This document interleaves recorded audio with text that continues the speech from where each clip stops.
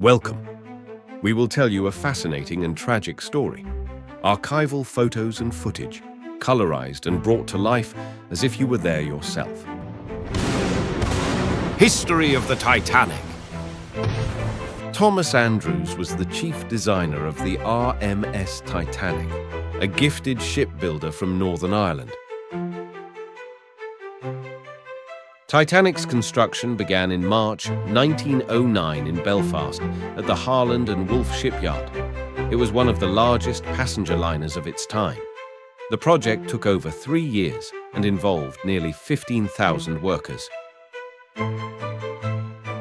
Titanic was 269 meters long, 28 meters wide, and 53 meters tall.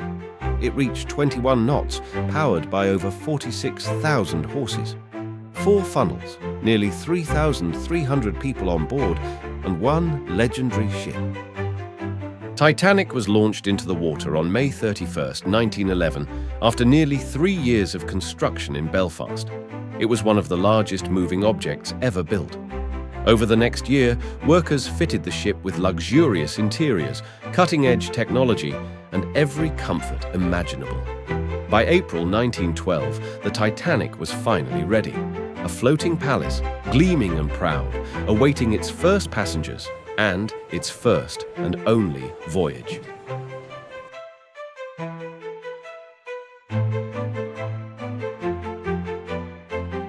Titanic's maiden voyage began on April 10, 1912, from Southampton, England. It was bound for New York City, the gateway to a new life for many on board. But just 4 days into the journey, the ship's destiny changed forever in the icy waters of the Atlantic. Edward John Smith was the captain of the Titanic. He was one of the most experienced sea captains of his time, admired for his calm leadership and trusted by high society. The Titanic was meant to be his final voyage before retirement, but it became a journey into history. Witnesses say he remained on deck until the very end, doing his duty as the ship slipped beneath the waves. William Murdoch was the first officer of the RMS Titanic. A respected seaman from Scotland, he had years of experience on transatlantic routes and was in charge when the iceberg was spotted. Titanic's crew, nearly 900 strong. They helped others escape and stayed at their posts until the very end. The ship carried only 20 lifeboats, enough for about half the people on board. At the time, maritime laws required no more. Safety was tragically underestimated. Over 2,000 passengers were on board, divided by class, from luxury suites to crowded steerage. Among them were both humble immigrants and famous figures of the era. Here are some of the famous passengers of that time. John Jacob Astor IV was one of the richest men in the world and a prominent figure in American society. An inventor, author, and real estate tycoon, Margaret Molly Brown was a wealthy American socialite and activist. Known for her outspoken nature and compassion, she boarded the Titanic after a trip to Europe. Isidor Straus was a wealthy businessman and philanthropist. As co-owner of Macy's, he was one of the most prominent Jewish figures in America. He boarded the Titanic with his wife, Ida. Benjamin Guggenheim was a wealthy businessman and member of the famous Guggenheim family. He boarded the Titanic with his valet and mistress, traveling in first class. Wallace Hartley was the lead violinist and bandleader aboard the Titanic. He and his fellow musicians became symbols of calm and courage during the ship's final hours. William T. Stead was a pioneering journalist and outspoken advocate for social reform.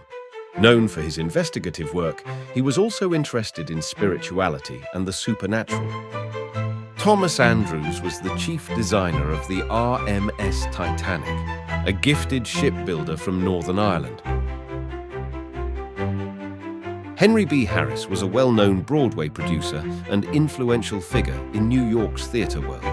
He boarded the Titanic with his wife, Irene, returning from a business trip to Europe. Charles Melville Hayes was a powerful American railway executive, returning from Europe to attend the opening of a new hotel in Canada. Edith Corse Evans was a well-known figure in New York high society. She traveled first class on the Titanic, returning home from a trip to France. April 10th, 1912. All passengers were aboard. Titanic was ready for her maiden and ultimately final voyage. She departed from Southampton with pride and ceremony, watched by a crowd in awe. But disaster nearly struck before she left the harbour. The Titanic's massive size displaced so much water that it snapped the mooring lines of the nearby liner SS New York, pulling it toward her side. A collision was narrowly avoided. Tugboats rushed in and pulled the drifting ship away. The Titanic continued on, unaware of what lay ahead. For 4 days, the voyage was calm and smooth. The Atlantic lay still, the skies were clear, and Titanic moved forward at full speed, unaware of what waited ahead. At 11:40 p.m. on April 14th, an iceberg loomed ahead. The crew reacted instantly, a sharp turn, engines reversed. But for a ship of this size, it was already too late. The ice tore into the starboard side, ripping open several watertight compartments. At first, the damage seemed manageable, but soon it became clear the ship was doomed. At first, no one believed the Titanic was really sinking. Passengers hesitated, everything seemed under control, but soon evacuation began. There were too few lifeboats and many couldn't be saved. Panic spread. The captain and crew remained on board, and the orchestra played to the very end. Music still echoed as the great ship slipped beneath the sea.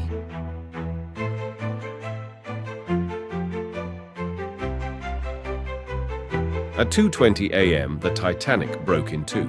A thunderous crack echoed across the decks.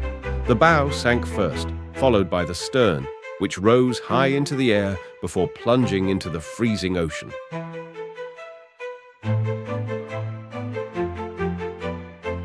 Survivors drifted in lifeboats, unsure if help would ever come. Hours later, the ship Carpathia arrived. She rescued about 700 people, but over 1,500 souls were lost in the cold Atlantic forever. Out of more than 2,200 people on board, only about 700 survived, mostly women and children who made it into the lifeboats. On shore, families waited in agony, hoping to see their loved ones again. Names appeared slowly. Fear turned into grief. Many never learned what really happened. The Titanic disaster became more than a tragedy. It was a symbol of human overconfidence. A ship once called unsinkable claimed hundreds of lives due to error, haste, and blind faith in technology. If you enjoyed this video about the Titanic, please subscribe and leave a comment below. Your support means a lot to us. See you soon. More incredible stories are on the way.